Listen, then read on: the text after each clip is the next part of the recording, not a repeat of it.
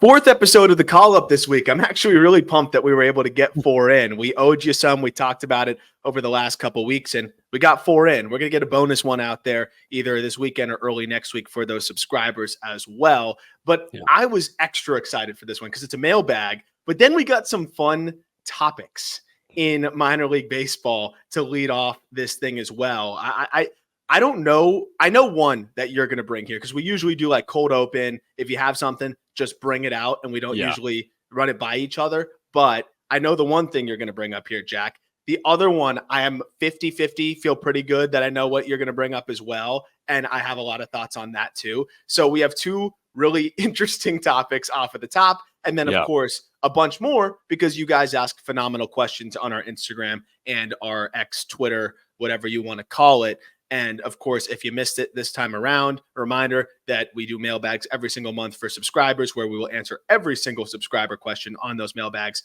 And if you follow our Instagram or our Twitter, you can keep an eye out where you won't miss maybe the next mailbag that isn't for subscribers, just the regular one like this, where you always have a chance to get your question answered. But before we answer those questions, there's some fun stuff off the top.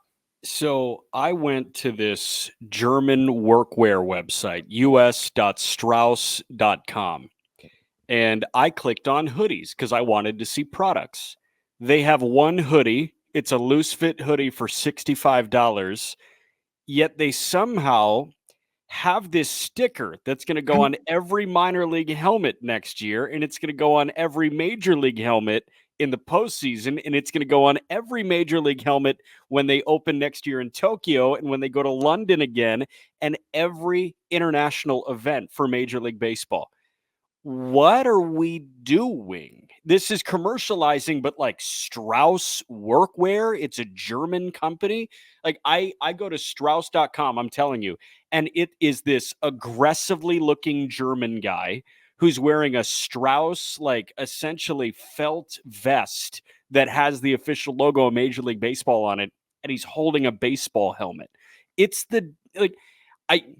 no offense to Strauss, it looks stupid. Your website looks stupid. But at least, okay, so they're using real estate in the minor leagues, literal real estate on the heads of these players to, make some money. That must mean that minor league players are going to see some of that, right? They should get an uptick in pay. Arm, you silly dumb boy. I'm a fucking moron for that, right? No, moron. I mean, that's the most frustrating part of the whole thing is you're going to see these egregious helmets with a logo on them that minor leaguers have to rock. And it's not Nike. Let's get that out of the way. It's not Nike. It's not Gatorade. It's nothing cool. It's nothing. And even then, you're monetizing them on another level here where they should be seeing some of that. And I know that they've had their pay bumped a little bit, over the last few years. It's still way too low, especially for players at the lower levels. Like this is just one of those classic examples. It kind of reminds me of like if we're on like an advertising call, like, or we want to try to sign a sponsorship deal with a brand. And they're like, oh, we don't really have much budget. Like, what are you willing to work with here? And like, oh, just take the newsletter. Like, if you want to just sponsor the newsletter, like you can do that. I feel like that's what they're doing with minor league baseball. It's just like, hey, MLB's just saying, hey, yeah, just we'll give you the minor league helmets. We'll give you the international events and things like that. But they probably said, oh, we want more. Oh, just take minor league baseball. We'll give you all of that. And they know that it's no skin off their back because they don't need to really cut anybody else in on that. It's like bottom inventory fill for them. And it's a joke because it's still going to be a pretty penny. Right. And because it's so many teams and it's so many highlights and it's so many clips that they're able to probably measure those impressions so highly. Like even though it's the minor leagues, with everything that they do on social and everything that they've done to push that and market these players better, which I am excited about what they're doing on the minor league front. It's funny that, the first thing we see here is, hey, we can squeeze out a few extra drops here and make a few more bucks. And it doesn't make any difference for the players. It's a deal sweetener, man. And like minor league baseball, this is exactly what Major League Baseball wanted. When Major League Baseball took control of operations in 2020, this is exactly what they wanted. They wanted minor league baseball to be a deal sweetener, and they wanted it to be a filler. And unlike a deal sweetener and a filler, our newsletter is actually awesome. Go check that out. I know. And we don't have a sponsor for it. For that reason, we just wanted to promote our content. By the way, I'm glad you mentioned that because we did put a lot of time and resources into revamping this newsletter, and I'm actually Yeah. very pumped about it. It's It looks custom. great. It's totally different. It's not just, oh, here are the articles that we recently published. It's actually custom with clips from the podcast, social media highlights from everything that you need to know that happened that week, and free written highlighting then some of the pieces that are relevant. Yeah. But it's totally customizable. You can opt into what you like, what you want served to you. And we wanted to make sure that it didn't feel like you were just getting an automatic just newsletter served into your mailbox like every other company just sends to you. This is actually put together by humans, and we put our minds together every single week to make sure that it's fun and captivating and highlights the most relevant things in sports, or in baseball, I should say. And then also the best content that we're putting out that we think you would want to see if you may have missed it. Do you read Morning Brew? Yes. Yeah, so I sit down, I do Morning Brew pretty much every morning. This is essentially the same thing as Morning Brew. And they've opened up. I mean, they're like, I'm glad you mentioned them. They really set the tone on this whole thing, and how you can really make it informative and like a fun thing to just sit down. I understand a lot of people have a lot going on in their lives, and they want to keep up with baseball, but sometimes we need to make it as easy as possible. So I wanted to ask like a bunch of my friends that former teammates that now work at Google or work at whatever, and they're just totally overwhelmed by life, but still want to keep up with baseball. What's the best way we can do that? And, we wanted to try to put this newsletter together as like an example of that. And I think this is going to be something that can be really fun for the audience. So that link is in the episode description. Definitely check that out. I brought that up though, because it's like, no one's going to pay a lot. It's not prime inventory, right? To sponsor a newsletter. And it feels like that's always the throw-in type of thing in some sort of deals. And that's exactly what it felt like with minor league baseball here, where it's like, oh, they're the throw-in ad inventory. Meanwhile, these minor leaguers aren't going to see any difference in revenue. And you might as well just deck them all out, make them NASCAR drivers. It doesn't matter because they have no say, and it doesn't. That's just the silly part of it. At the big league level, I get it. The minimum $700,000. Yeah. Like you could put it on a sticker on my forehead, but at the minor league level, it kind of hits a little different, and it's a little bit more frustrating. Yeah, and even then, dude, like I know the Pirates are in some hot water with Major League Baseball because they used more than the allotted 2 players for a promotional shoot with Sheetz, and that struck a chord with the MLBPA, and Sheetz is the naming sponsor, like the Wawa adjacent gas station thing, like. That created a stir there because they used more than the allotted number of players that is approved by the Major League Baseball Players Association. So, like, there are guardrails intact at the Major League level, but in the minor league level, it's like, hey, put the sticker on everybody's helmet, even if they've never heard of this company before in their life. You're going to wear this, and every photo that is taken of you from a certain angle is going to have this associated with you. Before we move on, I think the better example of it is already actually present in minor league baseball. Bally Live is a way to watch minor league baseball, which is awesome. But Bally Live is owned by Bally, which is owned by Diamond. Diamond is the one that is bankrupt and the one that is handing off operations of RSN telecasts to the Diamondbacks, to the Padres, and all that. Minor league baseball, like the control of MILB TV, essentially, like just another avenue to go find MILB TV, was just essentially handed to a bankrupt organization because it's a sweetener. It's like a filler. Yeah. It's a great point.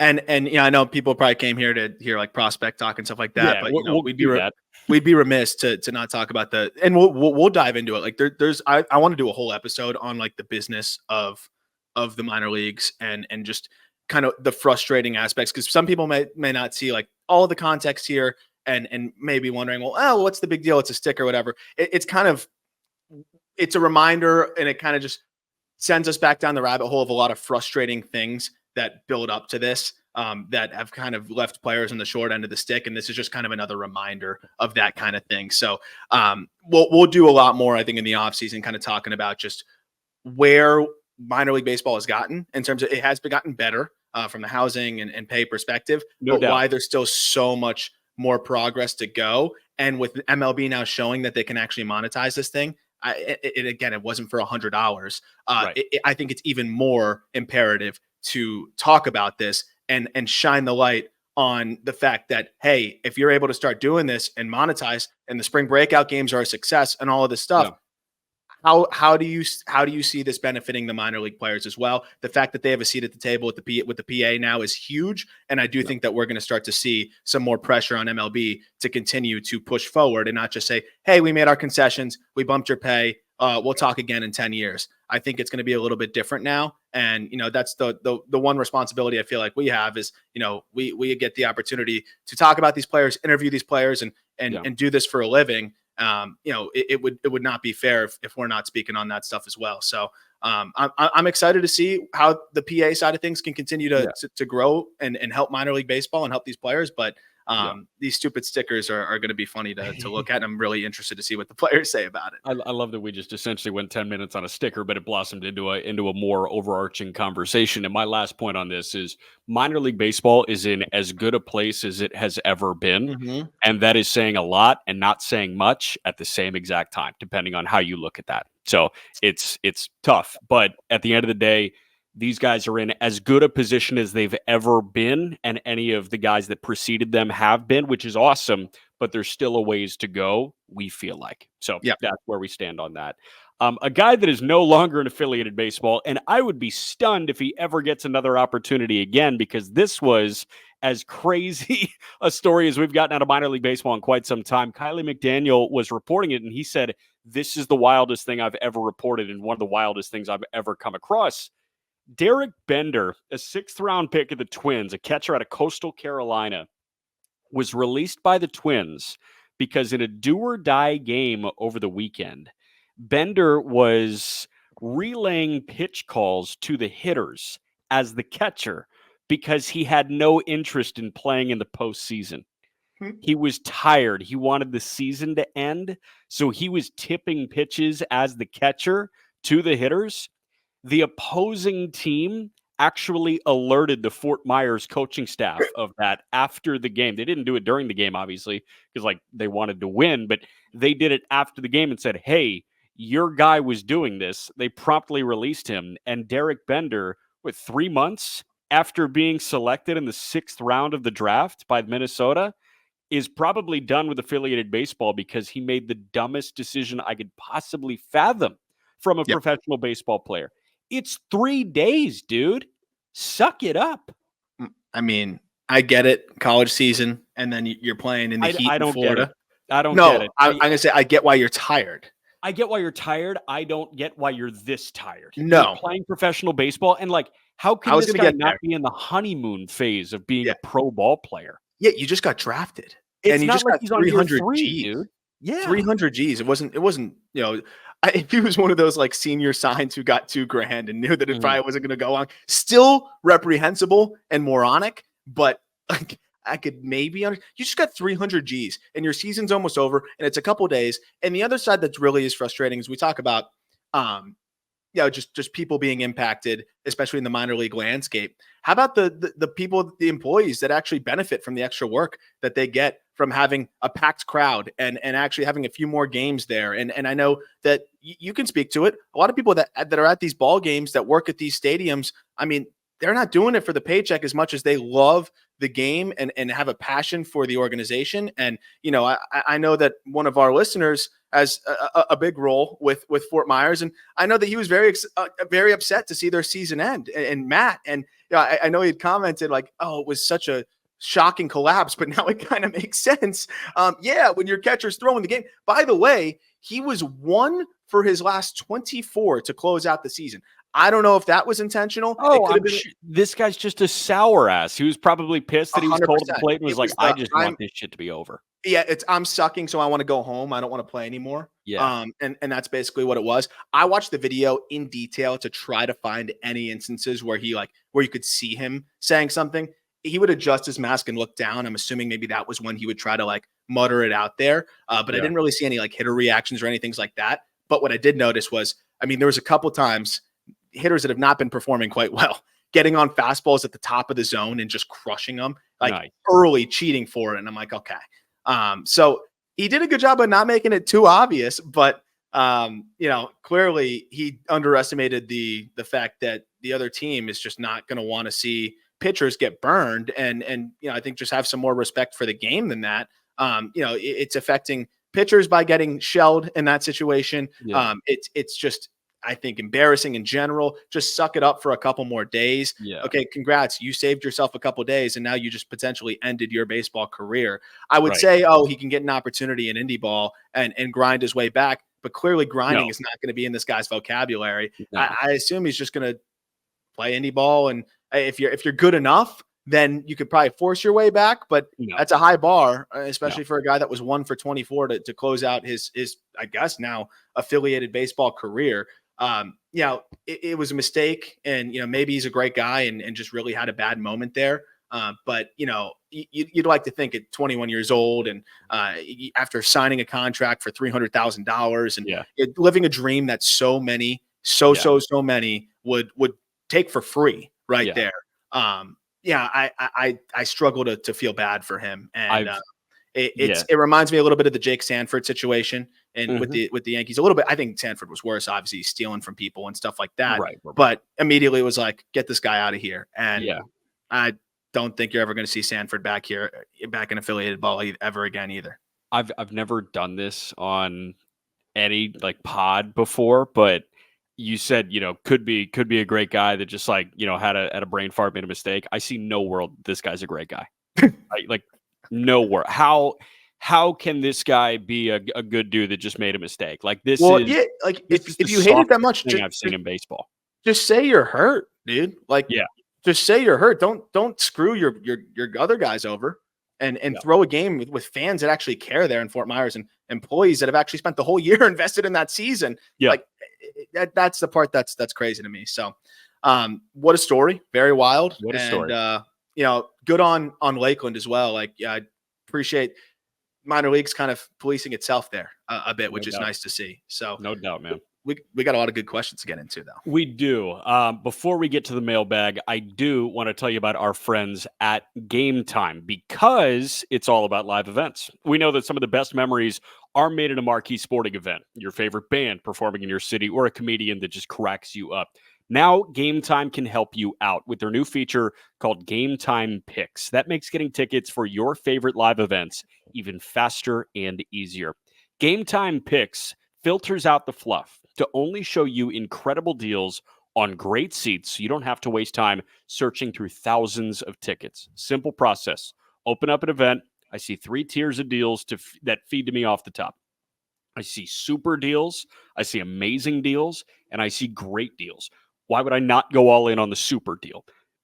You have the opportunity to essentially curate your deal to fit your priorities on Game Time Picks. So go check out Game Time Picks. Curation makes it easier to save more on sports, concerts, comedy, theater, list goes on. Panoramic seat views before checkout. You get your lowest price guarantee, which means if you find a better deal in the same section and row, Game Time credits you 110% of the difference. And Game Time covers your purchases with the most flexible customer service policy in the ticketing industry. So take the guesswork out of buying tickets with Game Time. Download the Game Time app, create an account, use code JUSTBASEBALL, all caps, one word, for $20 off your first purchase. Terms apply. Again, create an account and redeem the code. I asked Peter to do this on the Just Baseball show. Now you have to do it. Spell Just Baseball as fast as you can.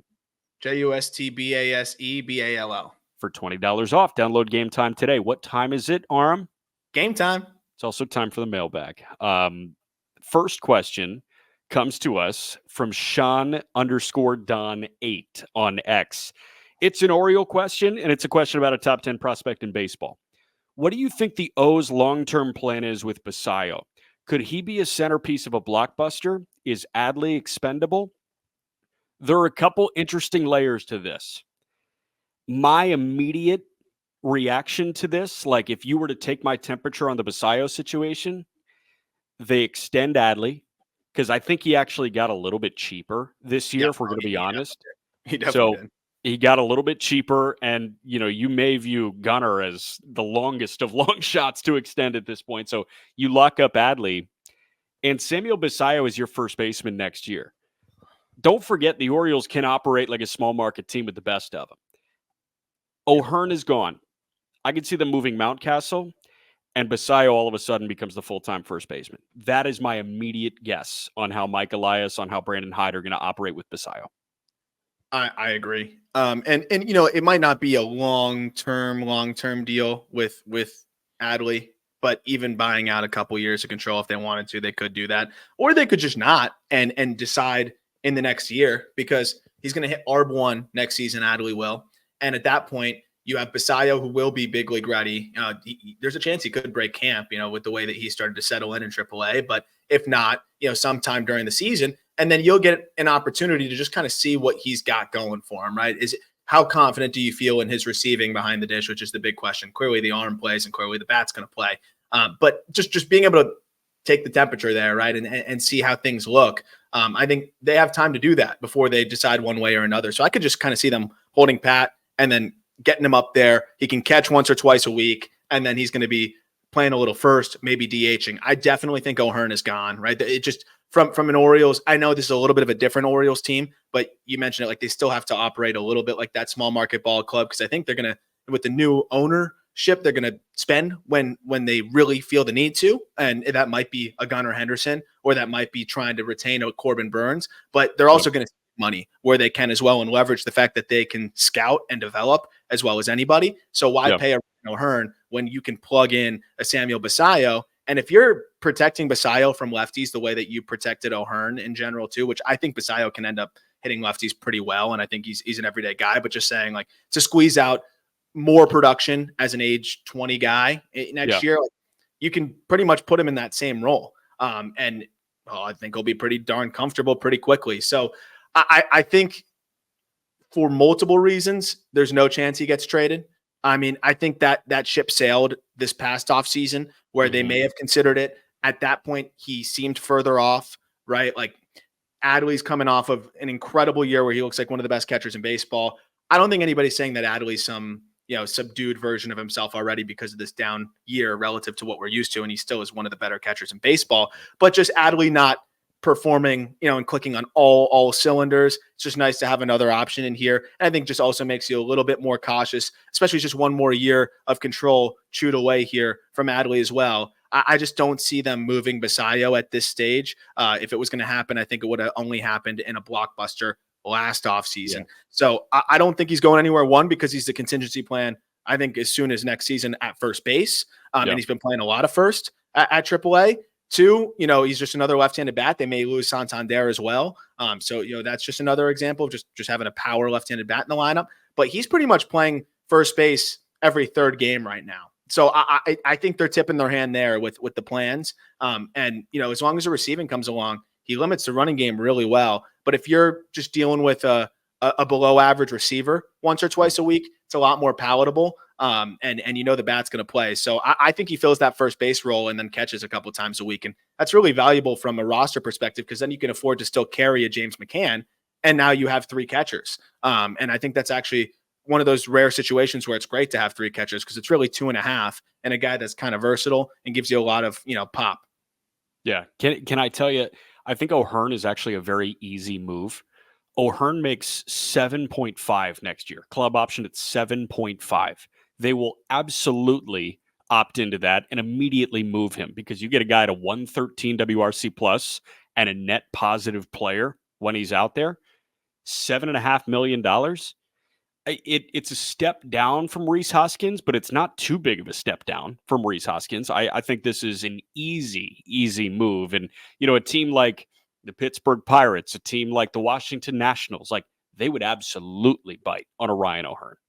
I 100% agree. And I think there's going to be no shortage of teams interested in what O'Hearn can bring to the table. And I think you've seen him now for multiple years be pretty darn productive. I don't think there's any question about what he can do on the strong side of a platoon. So I think it makes a lot of sense to save that money, have a young guy up and a clear runway there too. And don't forget also, you know, even more reason why I think O'Hearn will probably get moved is that, you know, Kobe Mayo, first base defense isn't there yet, but he has all offseason to work on that to potentially have that come along too. So that's a interesting wrinkle in this too, where they can rotate a few different guys at the position. But it just seems like O'Hearn is that odd man out, but I don't really see Basallo getting moved because one, you know, 3 years of control goes very quickly with Adley. And two, you know, I think with the struggles he's had this year relative to what we're used to offensively, there may be some desire to maybe get him out of the crouch maybe a little bit more next season if they believe that that might be why he was struggling offensively. I can see it. All right, back to our guy, Alex Lyons, Mariners question. Naturally, this one on X. Alex at @just_Lions asked, "Is it time to be worried about Harry Ford? And when do we start to have Michael Arroyo as a better prospect than him?" It is 2 questions packaged as one. Start with the Ford thing. You worried yet? Define worried. So Harry Ford at this point in the season is essentially doing the same thing that he did last year and the same thing that he did the year before. Now, the OPS, when you look at that, it's ticking down. But at the end of the day, this guy is walking with the best of them. He's striking out a bit. Like it's not egregious, but it's not like, hey, that it's still firmly part of his game. The power is not as present this year as it has been in his first 2 full seasons of pro ball.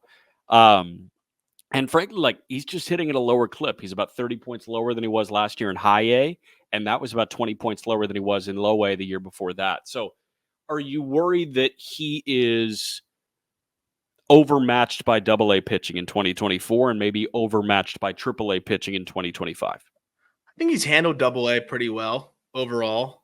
I don't think it's been bad. If you look at just from WRC plus, it's 117. It's fine, but when you look at the slash line and you see 2 3s in there, like you kind of want to see a 4, right? In the slugging department. Yeah. And with him, you love seeing a 4 in the OBP department because like he's done it. Yeah, and just normally when you get to the upper minors, that OBP is going to slip. But when you get to the majors, by the way, that OBP is really going to slip. And that's one of the things I've seen big time at the big league level is I think a big reason why these guys are struggling is pitchers are going after guys now. Yeah. And in the minors, in the upper minors, you're a guy that's, on the fringe of getting called up. They're not going after you as much. They're going to pitch around you. They're going to try to nitpick and get you to get yourself out. But now when guys are getting to the show, I mean, you're seeing guys that consistently have high walk rates in the minors not walk at all because pitchers are going after them. And that's my concern with Ford is, a lot of his production has been predicated on the walks. And I think this year more than ever, his OBP is higher than a slug. And I just don't think that you can count on a 14% walk rate, even from a super patient and really, really, I think well-rounded in terms of the at least the approach side of things and being able to battle up there. Like a guy that does draw walks well, I don't think you can count on 14% from him, especially when pitchers are going to see, hey, his contact rates are fringy. His exit velocities are fringy. Don't walk him. He's fast. Go after him. Make him beat you. And right now, I mean, that's really what's been working into his favor is he hasn't really had to go beat guys too much. He's going to wait for his pitch. When he gets it, he's hit it enough. But, for the most part, he's taking his walks when he gets them, and that takes a lot of pressure off the hit tool. But I do have a concern when, your contact rates are at about 71%. And then, your power is clearly fringy. Like, what are you going to do when guys start really going after you in the zone and with better stuff? So I am kind of concerned about Harry Ford because my other issue is what is he?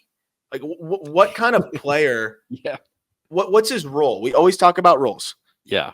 And I think it's silly to analyze a prospect and talk about, what they do well and their potential and whatever it is, if you can't really figure out what that role may be. Again, you don't have to be positive about what that role will be, and things adapt, and especially players that are younger, like a Harry Ford, who still, by the way, is just 21 years old. Like they can, turn into a different archetype of player, but you at least can kind of dream on, oh, well, if this works, he becomes this. If this doesn't quite work as well, but he leans into to this, then he can become Y. Like, so I that's where I'm a little bit lost with Ford because the catching defense has gotten better, but it's never going to be more than average at best.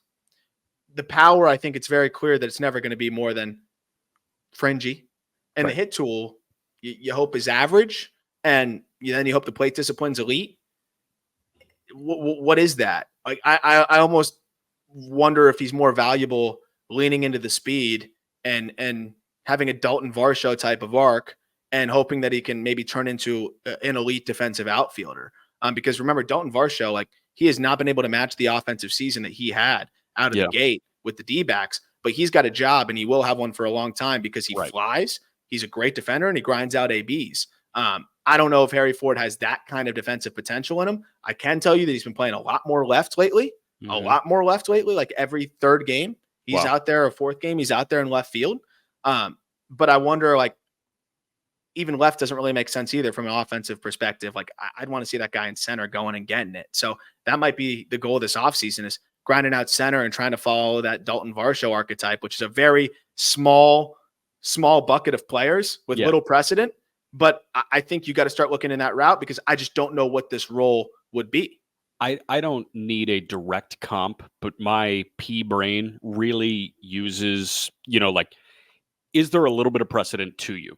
You kind of look like this guy at the major league level. I don't think Harry Ford really looks like any major league catcher right now, to be totally honest with you. No. And it's a reach. Like, I think the closest thing is Bo Naylor in Cleveland, and that's a reach. And that guy hits bombs when he connects, though. Right. Like there's plus power to dream on there. He does things better than Harry Ford, and he is proficient in some of Ford's deficiencies, and Ford is proficient in some of Naylor's deficiencies. So, like, there's no catcher that looks like Harry Ford. There's no catcher that has the profile that Harry Ford does. You want to say Gabby Moreno. Gabby Moreno is one of the best pure bat to ball guys in the minor leagues when he was there. And, like, he's one of the better contact-oriented catchers that we have in Major League Baseball that isn't a William Contreras or an Adley Rutschman or a Wilson Contreras. Like, there are so few guys at the major league level that have the profile of Harry Ford.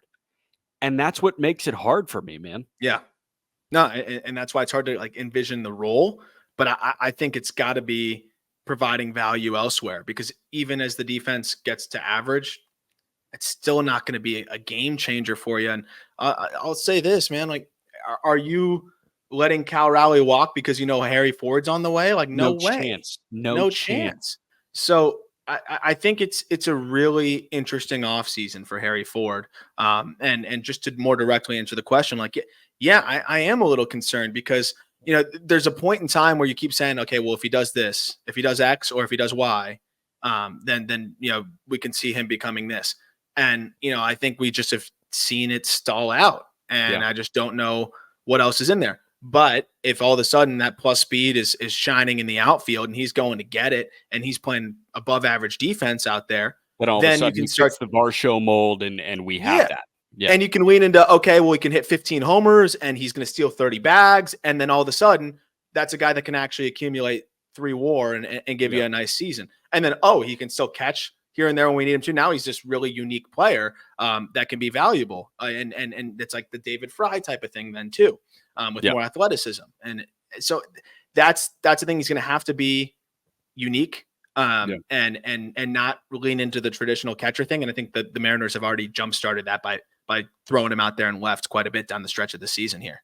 Second part of this was Michael Arroyo based. Are you near Arroyo over like the offensive numbers are great this year? 19-year-old, age 19 season in low A and high A, 120 games and 910 OPS with 23 homers. He's driven in 89 this year. That's crazy. He is a second baseman, and he does not have a prototypical MLB star build by any stretch. He's built like a fire hydrant, which can be a good thing. But like, I'm sure it's really hard for you to say, yeah, this second baseman in high A is better than this 21-year-old catcher in double A. Yeah, still no for me. And I know other people, we've been getting comments like, why don't you talk about Michael Arroyo more? And, we probably should because of the way he's performing. Yeah, he's been great. It's just, I'm not sold on that translating, and for multiple reasons. Well, what is that? What is that you're not sold on translating? Just the bat fully translating, and it really has to, right? Because this is a guy that it's second base or bust. Where else is he playing? Maybe you could throw him in left and first base, the old 5'8" first baseman. Yeah, he'd be the shortest first baseman in Major League history. So it's really second base or bust, and he's fine there. That's not the end of the world. It's been nice to see him lean into the power. The guy elevates really, really well. I just don't understand how he has been as consistently productive as he has with the underlying whiff rates and the EVs kind of being what they are. And if you look at his swing, it is like straight uphill. It's he closes himself off and then it's straight uphill. And I think better pitching is going to really take advantage of that. He is way more advanced of a hitter than anybody else at his level for the most part. And I think that's why he's been so productive. Like, this is a guy that has consistently handled tough assignments and has been at the lower levels. He's played quite a few games at the lower levels, I think, compared to most other 19-year-olds. That's impressive. But how much better does it get than this? He's not going to grow into any more power. I don't think he's going to get more athletic or more agile. And the only thing that I would really need to see improve is the bat to ball. And that's usually one of the harder things to see shift. It's nice to see how he can hit the ball in the air consistently, but I think it really is him just being more advanced, picking his spots better. He chases at a 15% clip. So I just think he is more polished than a lot of the other batters that these pitchers are facing. But I mean, we're talking about an in-zone whiff rate on four-seamers of 36% because he's crossing himself over and then swinging upwards. Like, if you just really pound him inside and up, it's very easy to tie a guy like that up. I think it's been a nice development. I think because of that swing, he could still be a lefty masher and get away with it. But I think there's going to need to be a mechanical adjustment ultimately to be able to sustain this production at the higher levels. I might be wrong, but I just think there's way too much in-zone whiff at this point with him for that to translate. And it's been impressive how much he's been able to outperform, I think, a lot of the underlying numbers. But you look at the swing mechanics, I just don't totally think it translates. Hope I'm wrong. And it'll be a new guy that I could really dive into the mechanics and say, how does he make this work? I love that. That makes me excited because I get to find something new and learn. But I between what I see and then the underlying, it's going to be hard to make that work. And he's only going to see more four-seamers at the top. Him and Christian Campbell, baby. You got to dive in and say, hey, why does this work? Let's go to the next one here. It's from I don't want to say it.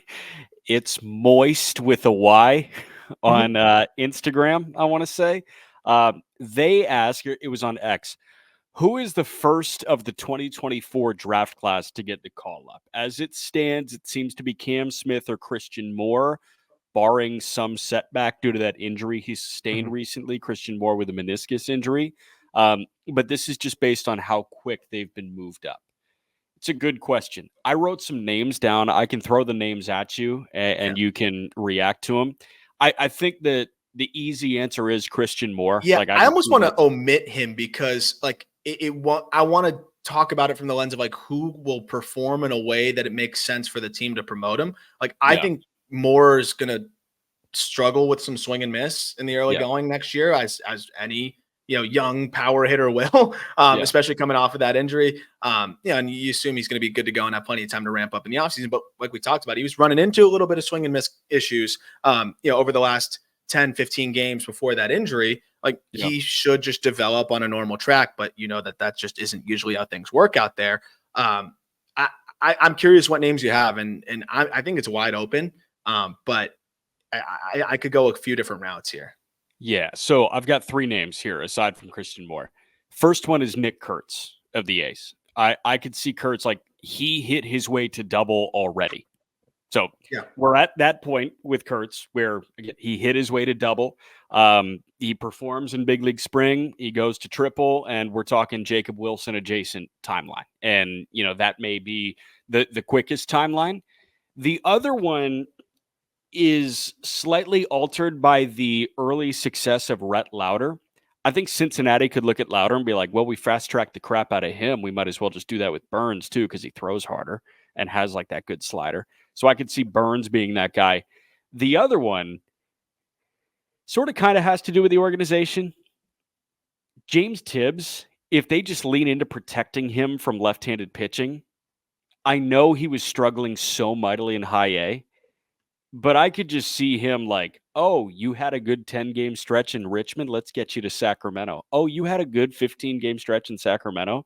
Let's just have you hit against righties up at the big leagues. I mean, nothing would surprise me there either. With the way that they're just kind of in win now mode a little bit too. Right.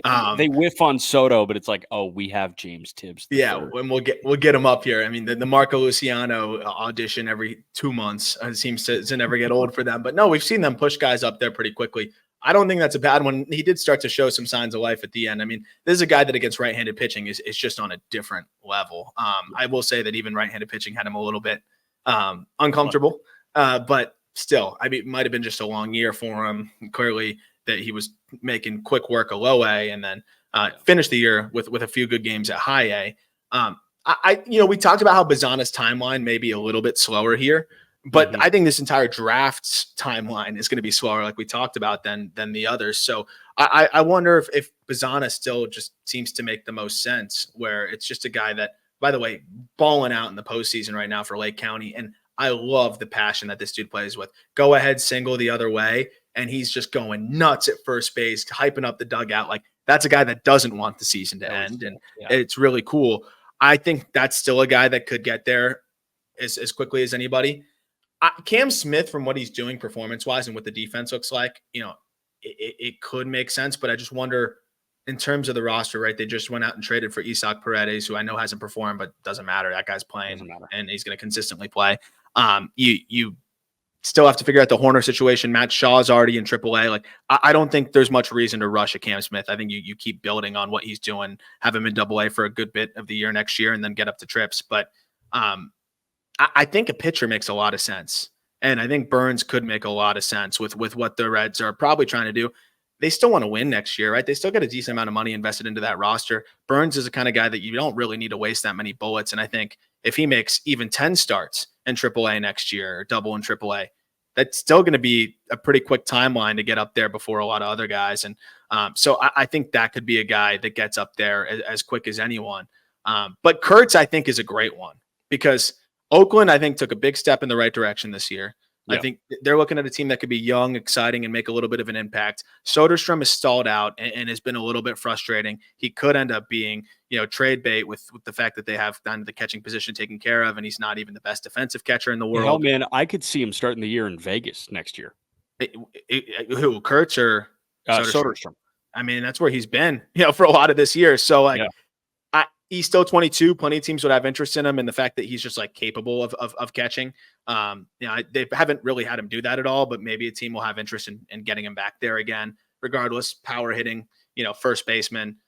I don't know if they want to move off of him, but if Kurtz is already kind of lapping him, that could be an opportunity for them to go get some pitching and get creative. So I think Kurtz might be the answer, assuming that injury-wise he's all good and he's ready to go.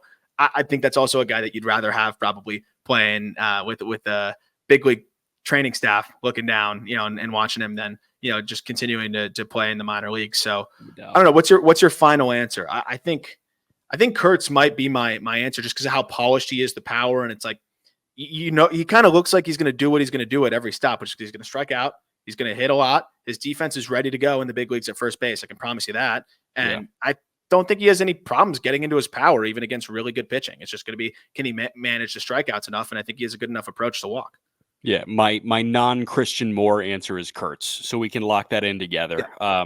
I've been watching Perfect Match on Netflix, and they hold hands when they lock something in tandem. Do you want to do that as we lock in Kurtz? Yeah, it's a handshake. That's not a handhold, but whatever. Okay. We'll go to the next one after that disappointment.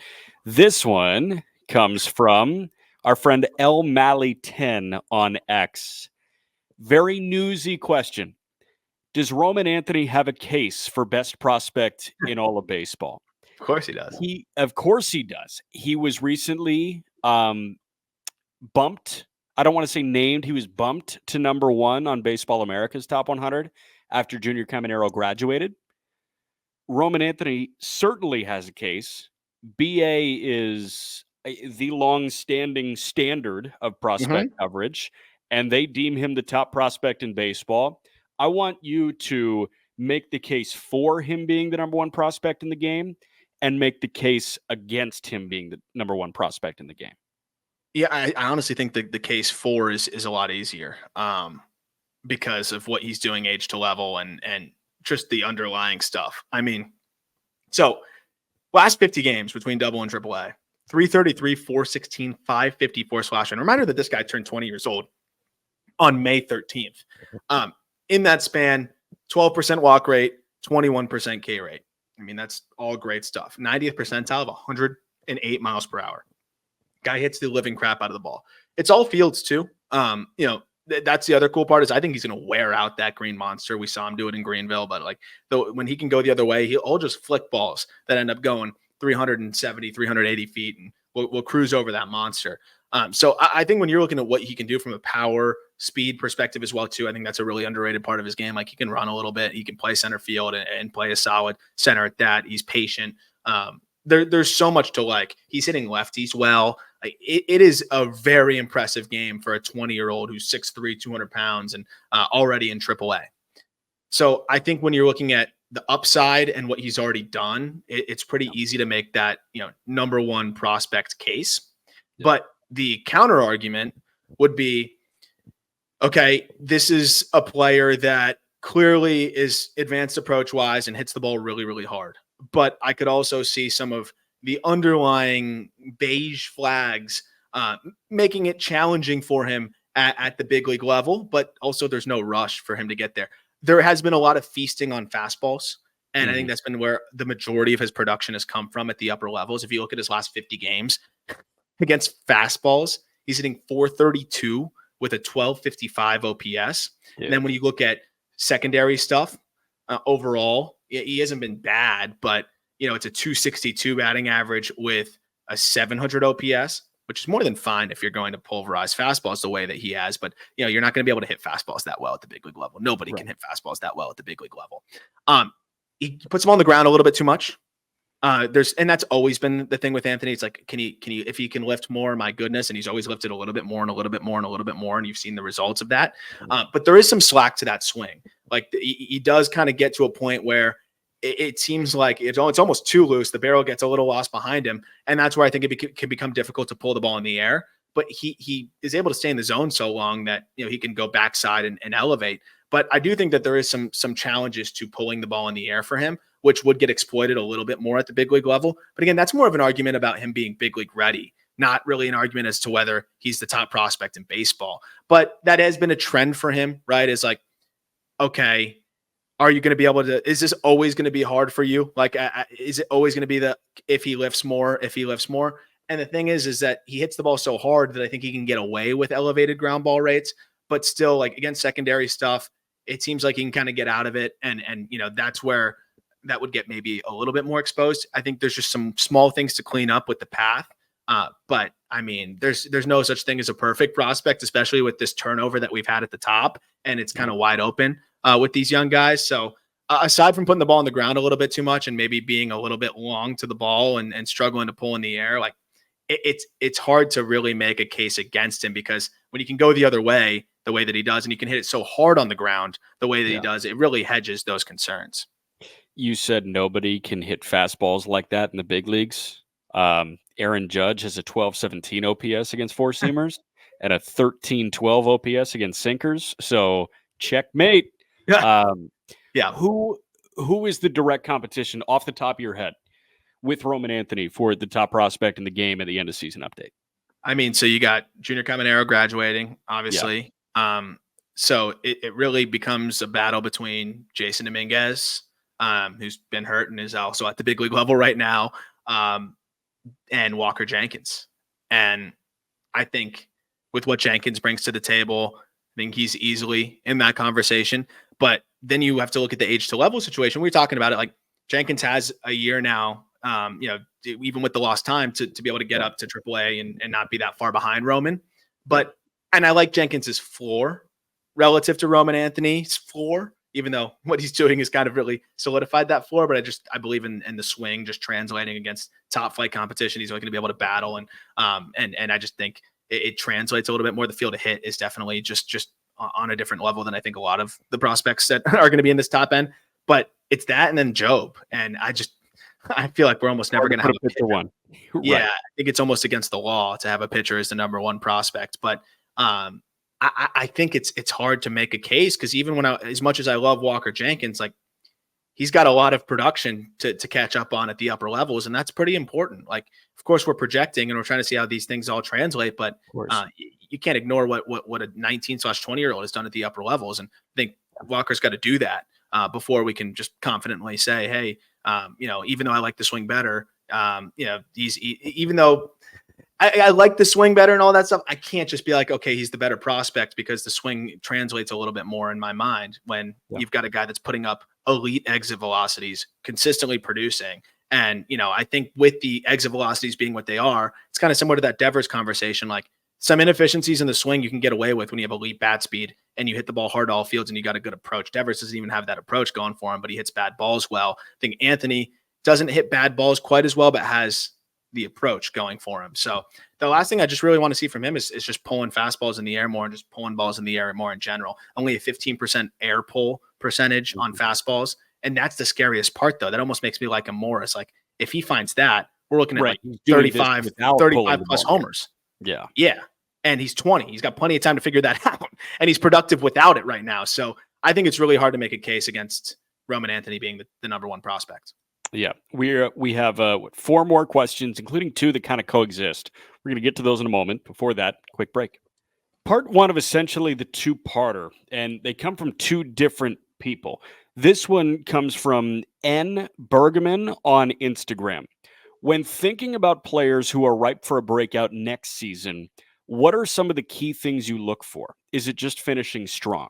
Now, to spoil the question after that, it's who are some prospects you guys are high on going into the next season. So it is essentially like asking for, that answer. But I want to start with the criteria question.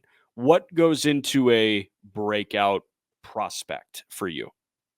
So it's funny. I really generally, pitchers are easier where I don't really need to see too much. I don't like picking hitter breakout prospects until it's like spring training time. You can see some of these guys in the backfields, or at least see some video and see if they've made those adjustments that you maybe want to see or didn't even know that they needed, but you can really see how it's conducive to success. And like, as you can tell, I love diving into, okay, this player is performing better now. How? And then seeing the swing mechanics and whatever adjustments they may have made. So for me, like, that's the easiest is when you have like a Ryan Clifford, let's say, and he's too heavy on the front foot. And then I'm on the backfields and I see this guy now staying in the backside longer and looking more comfortable. I'm like, okay, that was clearly something that he focused on this offseason. And that was the one thing I was concerned about. So it's like, if there's a specific weakness that a player has and you see them reemerge and hedge it, that obviously is a no-brainer. But if we're operating from the perspective of, okay, you haven't gotten to see this player yet, and you're just basing it off of what you saw last year, I think part of that does come down to how fixable whatever was limiting them from breaking out before is, or I think just the actual question of why didn't they perform as well as you think they can next year, and how fixable is that? Is it a mechanical thing for a pitcher? Is it just location and maybe sequencing, or is it really command? Like, command guys, it's tough. It's like, I'm not going to just pick a guy to say, oh, his command's going to be better next year. Like, that's hard. But if you feel like the stuff just was not, it was way too good compared to how the performance was going, and you look at it and say, okay, well, why wasn't he performing as well if the stuff looks this good? And then I'm watching, I'm like, oh, it's just the slider location. It's not throwing more strikes. It's just slider location. Okay, that's something that I'm sure he can fix. Like, little things like that. So I think it's finding why they didn't quite hit that potential yet, and then trying to figure out how fixable that issue may be. And then, of course, finishing strong to the year is always great and things like that. But, I think that is a big key in it, and maybe even some flashes that you've seen from players and seeing that like they're starting to break through and find that I think is important too. For sure. There are so many players in the minor leagues. A lot of guys have a good week, and a lot of guys that were, early round draft picks in the 2023 class, have a good week, have a good 2-week stretch in the 2024 season, but they are not breakouts. They are not top 100 prospects at the time, but you see that as a sign of things to come. And then all of a sudden they make tangible changes to get to that level of results over a 2-week, 3-week, 4-week stretch to open the 25 season. All of a sudden they're a breakout prospect. So that takes us into the next question here. And this one also comes from Instagram. This one from @Jacob_Conrad8 on Instagram. Who are some prospects you guys are high on going into next season that may have had slow starts to their minor league career and people may have forgotten about? I know that we agreed via text, no top 100 guys for this answer, but I'm going to cheat because this question for some reason made me think of this guy.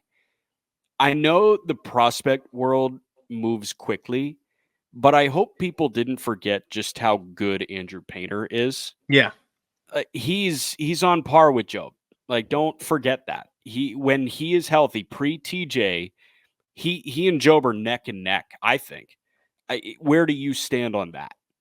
Yeah, I think they're very close. Obviously, we got to see how he looks when he comes back, but it's just It's Tommy John TJ. It's not a surgery. shoulder thing. It's TJ. Yeah, it's Tommy John surgery, and so I think it's very, very close. I think when especially with where Job's, I'm not too concerned about it, but where Job's command is kind of taking a half step back this year. I Yeah. think it really is neck and neck there. But I like Job's upside a little bit more, even though he's not as big, just because of his feel for 3-4 pitches. Whereas Painter, it's going to be fastball slider heavy, but he can just overpower you with that, and he's got enough of the changeup to mix that in there.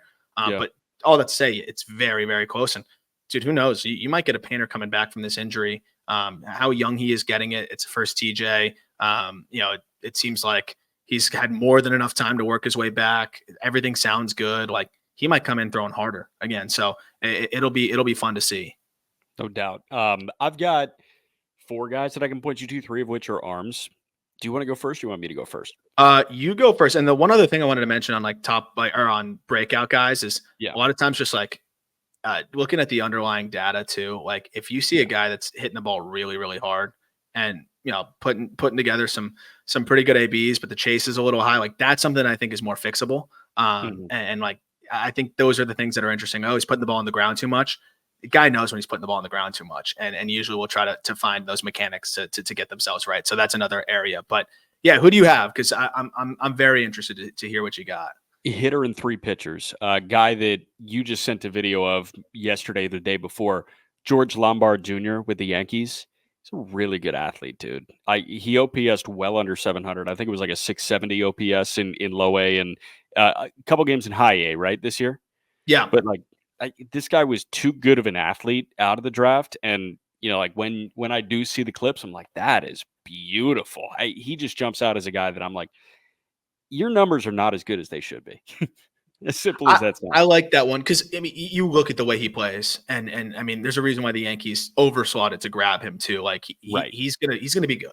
But yeah, it's I think we quickly forget when other guys are performing out of the draft. And the younger, lower level guys aren't lighting it up. You can quickly forget about guys, and I think he's quickly kind of just gotten overlooked. I'm sure Yankees fans don't, but just in general in the prospect community, you don't see a lot of questions coming in about George Lombard, but like. He's put together some really impressive games. He looks the part at short, and the swing looks good overall. I'm with you. I think that's a guy that definitely deserves a little bit more love, even though it hasn't been that long for him, in professional baseball. So now I've got 3 arms for you. First one is a Braves prospect. Blake Burkhalter just came back from Tommy John surgery. He was drafted in 2022 out of Auburn. I really liked watching this guy at Auburn. 46 and a third, 71 Ks, 7 walks. This year came back 72 innings across 16 starts between 2 at the complex and 14 with high A Rome. In Rome, 69 and 2/3, a 2.7 ERA, and off of Tommy John was walking 2 hitters per 9. And the stuff was really good at Auburn. I don't get like the data points for high A ball. Like I know nothing about what he was doing in Rome, but I will say I liked this guy a lot, and the numbers look really encouraging off the heels of Tommy John surgery. I know he's now older because he was a college arm that was immediately shelved with the surgery after he was drafted, but I like that guy to be the next shoot through the Braves system and probably debut next year. I like that. Yeah, I mean, he's put together some flashes, and I again, like this is one of those two where you do have to consider the organization a little bit, and I do have confidence in the Braves being able to get him right. Yeah. Next one is Ty Floyd with Cincinnati. I know we've talked about his fastball. It is a unicorn fastball. Like you called it that, and then again Skeens called it that, and we sat down with Skeens on the which is call up. crazy. He said Skeens like doesn't that just is give out compliments like that. right, and he was like his eyes lit up when I mentioned the name Ty Floyd when we were sitting down. He was like, "That's a unicorn fat." Like I don't understand it. I was like, "Okay, you know what?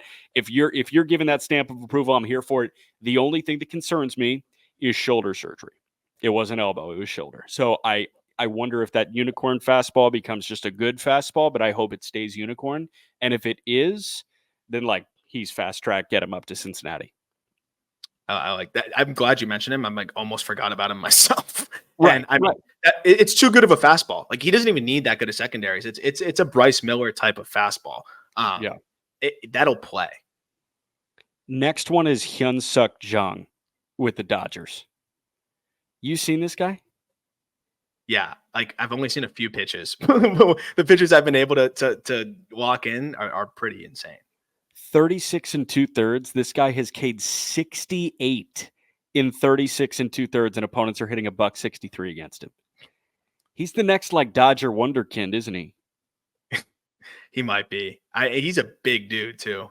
Huge, huge. So Yeah. those are my four guys: 3 arms, 1 bat. Okay. So there's a couple of different players I was kind of looking at and thinking about, but um what's interesting is, the question says like slow starts to their professional career. So like there's some guys that may have gotten off to pretty good starts and then plateaued this year that I like. So like Yeah. I don't know if that's applicable. Does that count? Yeah, it's fine. Because, well, I'll start with one that like I think kind of fits that bill too. Like Luis Lara, I've liked for a long time, Mm-hmm. and it's just has been a bad year for him in the Brewer system. And he's always been very, very young at every single stop, and I think that's an important note in this thing, right? He was 18 in High A last year, so he repeats High A this year, and it just wasn't great. It wasn't bad, but it wasn't great. He's a center fielder who can play really good defense out there. The makeup is off the charts. The instincts for the game are great, but he hit just 245, 332, 327 this year. He's a guy that really has to hit because there's no power. But he's still 45 bags. Again, he does all the little things really, really well. And even in this down year, he had a 95 WRC plus as a 19-year-old in High A. So it's not like it's some full-fledged disaster. He doesn't turn 20 until November. So I think this is a player that we had on the top 100, and he did slip out.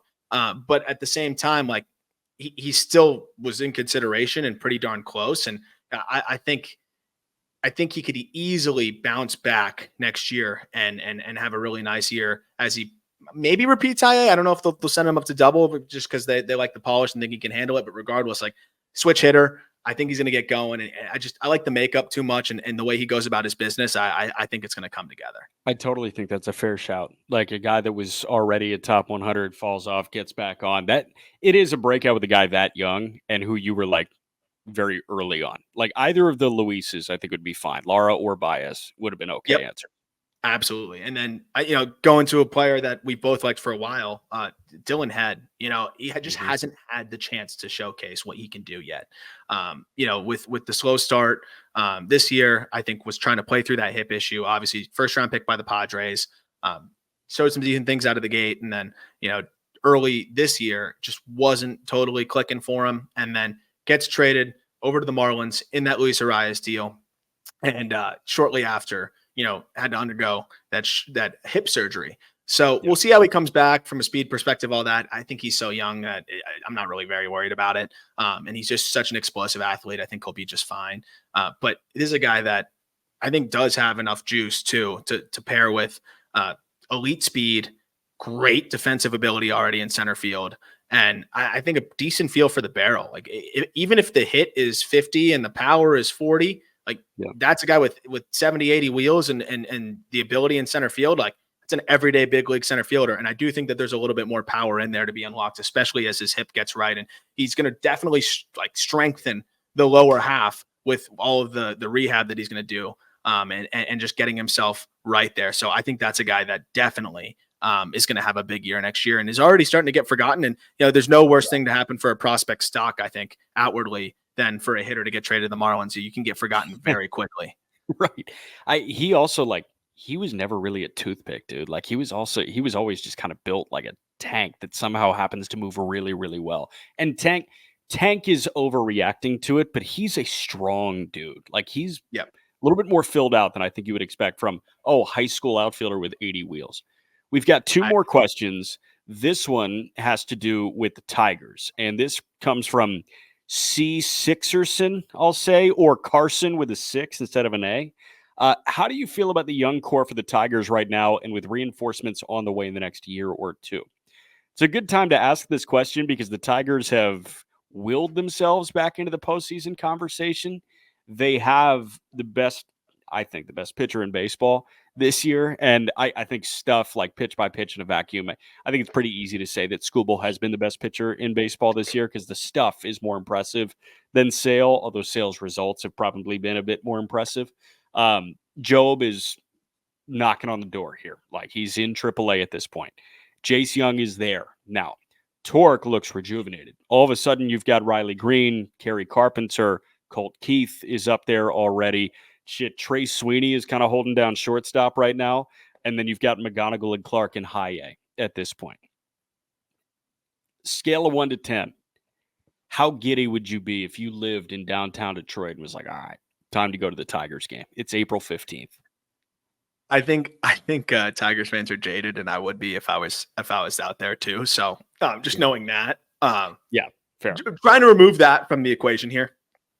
I'd say going into next season really depends on what they do in free agency, because I do think they need to add a vet or two, and especially up the middle. Like, yes, this has been fun with Trey Sweeney and everything, and it looks like he can serve a nice, part-time role roving around that infield.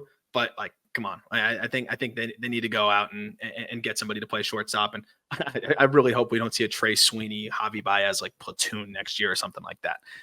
Beyond that, I would say probably like a solid 8, solid 8 out of 10.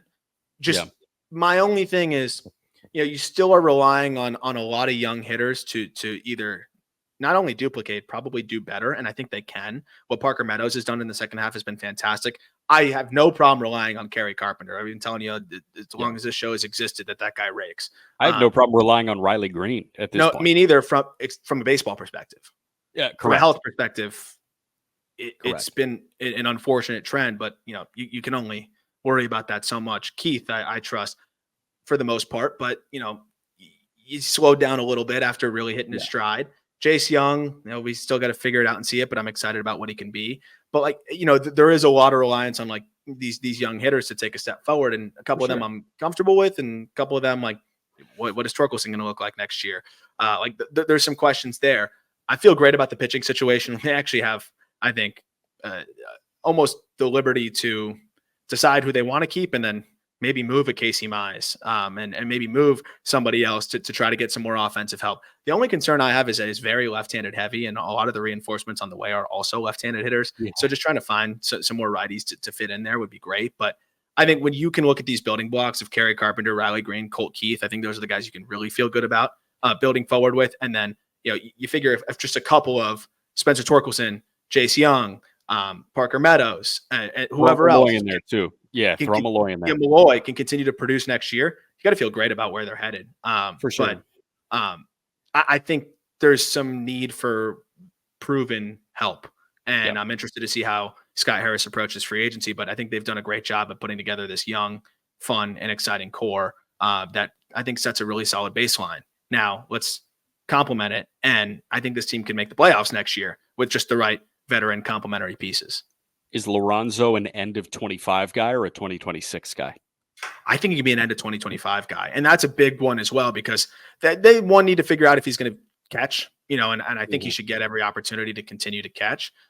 It probably makes the most sense if they really are focused on him catching to be early 2026. But if they really like the bat and he just starts the year in AA next year, they could move him pretty quickly. And he could be a guy that ends up, grabbing some DH at bats or whatever. Maybe they start trying to rotate him into first a little bit more, which he was doing with Great Lakes before the trade. And then after the trade, it was all catcher. So it seems like the Tigers really want to develop him there. So like just even making that connection in my mind there, probably going to be a slower burn. So probably 2026 because they want to develop him as a catcher. But that is another wrinkle that makes this really fun. Switch hitter too. I think for next year, you got to feel like an 8. And then I think building off of that moving forward, it's got to be closer to a 9 because you have so much pitching to potentially trade from. You have a really good farm system. You had I think everything you could have wanted from your young guys and McGonigal and what Max Clark did this year. And then you somehow get Bryce Rayner in this draft. Like you got to feel fantastic. So I think 8 going into next year and then closer to a 9, I think just for the long-term future. It's great, man. Like you go from Comerica to Jared Goff season, and then like whatever you get from Cade is cool, and then all of a sudden you're ready for. It's not like the Pistons are going to be playing in June or anything. So as soon as you fizzle out of the Cade love, you can just go right to Tigers baseball again, which is pretty fun. 100%. Last but not least, we have a Quinn Priester question, who has graduated from prospect standards, but I think he is a fascinating conversation right now. This one comes from our friend at Joey Skihan 15 on X. What changes has Quinn Priester made since going to Worcester? And do you think this can translate when he comes back up to the big league level?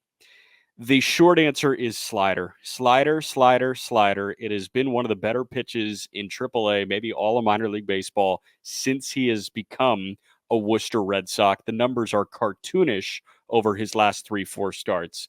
Cooper Boardman, shouting out our guy Cooper, sat down with Priester, and I listened to an audio clip that he tweeted out, and Priester was saying as soon as he got to negative vert on that slider, he was flirting with 0 for a while when he was throwing it sparingly. As soon as he got to negative, he said, I start at belt high and I rip it. And boy, is he ripping it right now, dude. The whiff numbers on that slider are insane at the moment.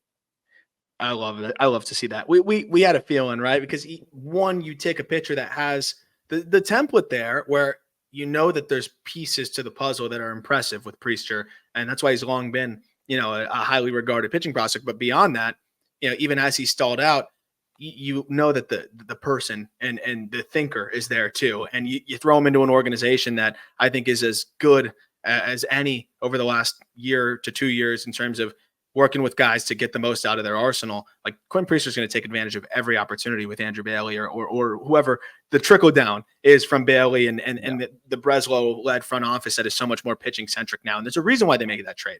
If you don't think they already had a plan for Priester before that trade was even sent to the commissioner's office, like you're probably wrong. And I don't even have information on that. I just know that they had to have been looking at Priester and saying, how can we make this guy better? Zero doubt.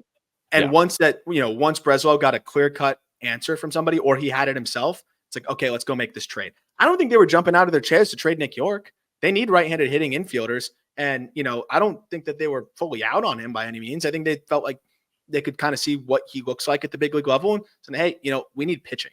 And we can get something out of this guy. And so it's been cool to see. I think that the slider, as you mentioned, just being that pitch that he can really weaponize and I think have a lot of confidence in has been massive for him.